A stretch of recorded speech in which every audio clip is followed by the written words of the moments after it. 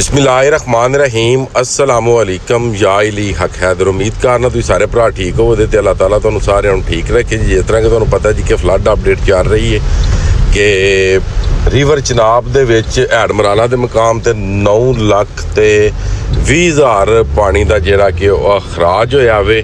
ठीक है, तो ये अपडेट जी है रात 3 बजे तो लग के हुण 5 बजे तक की जी है कि तुहानू देवांगे। ठीक है जी, तो आज डेट हो गई 27 अगस्त 8वां महीना 2025 तो टाइम जनाब हो गया वे 5 का।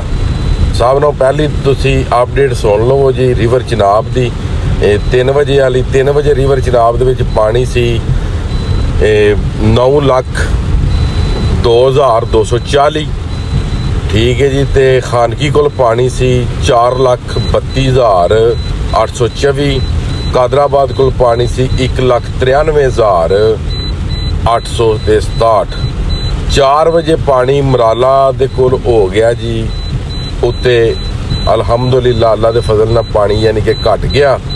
ठीक है जी, 8,56,162 ते निकास उन्हें करवाया वे 8,59,662। उस तो बाद जी फिर रिपोर्ट शामिल कर लेने जी। हैड खानकी ने 4 बजे किन्ने क्यूसक पानी जो डिस्चार्ज करवाया। हैड कादराबाद ने किन्ने क्यूसक जो पानी डिस्चार्ज करवाया। खानकी ने 4 बजे की रिपोर्ट के मुताबिक डिस्चार्ज करवाया 6,57,511 ते कादराबाद ने डिस्चार्ज करवाया 2,42,631। ठीक है जी, तो 5 बजे की रिपोर्ट के मुताबिक रिवर चनाब का पानी होर घट गया जी। 8,38,380 पानी रिवर चनाब ने अखराज करवाया। ठीक हो गया जी। उस तो बाद जी गल कर लैने रिवर रावी की ते दरियाए सतलज की। इन्हां दी भी तुहानू अप और डाउन स्ट्रीम का दस देने नोटिफिकेशन टोटल वीडियो के जिहड़े ने कि वो लग जाणगे। ठीक है जी, तो हुण गल कर लैने रावी दे। रावी जनाब जस्टर के मुकाम ते पानी हो गया जनाब 1.5 लाख। ठीक है जी, तो सदनाई के मुकाम ते पानी हो गया जनाब 99,000। ठीक है, तो उत्ते गंडा सिंह के मुकाम ते पानी हो गया 2,10,000 ते 2,10,000 का अखराज। जस्टर के मुकाम ते रावी कोल भी जनाब 1.5 लाख आमद ते 1.5 लाख के खराज।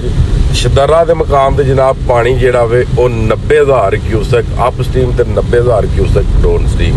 हुण गल है कि जिन्ने भी भरा दरियावां ते रहने वाले अपनी हिफाजत करो। खास तौर पर हैड खानकी तो ला के हैड कादराबाद तक जिन्ने भी साडे भरा दरियावां दी दरिया की पानी की जद विच ने या दरिया के किनारे ते ने या बेलियां विच ने उन्हां वास्ते खास लिहाज ला ने तनकीद समझ लो, तनकीद बराए सलाह समझ लो कि तुसी दरियावां दे विचों बाहर हो जाए। ये वो पानी आया है सन 1957 तो लग के ते 2025 तक इन्ना पानी नहीं आया जिहड़ा हुण 2025 के 8वें महीने दे विच पानी आया।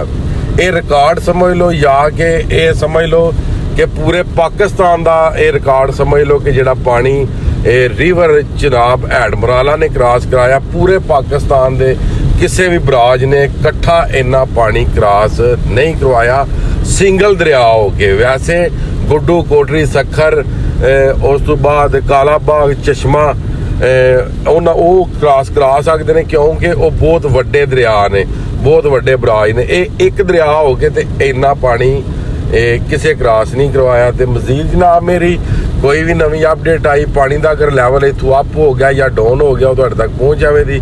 तो मजीद जनाब जो भरा चैनल ते नवे ने चैनल सबसक्राइब कर दो। जो फेसबुक ते वीडियो वेख रहे हैं फेसबुक पेज नू लाइक कर दो। जो टिकटॉक ते वेख रहे हैं टिकटॉक नू फॉलो लाइक तुसीं भी कर दिओ। ठीक है, अगर वीडियो नहीं अच्छी लगती तो बेशक कोई भी ना करो। मजीद अज की वीडियो अज का व्लॉग करने हद मैनूं दो इजाजत। नैक्सट वीडियो तक इजाजत। अपना ख्याल रखियो, अपन खास दुआवां दे विच मैनूं याद रखियो। तो इंशाअल्लाह मिलने किसी नैक्सट वीडियो दे नाल।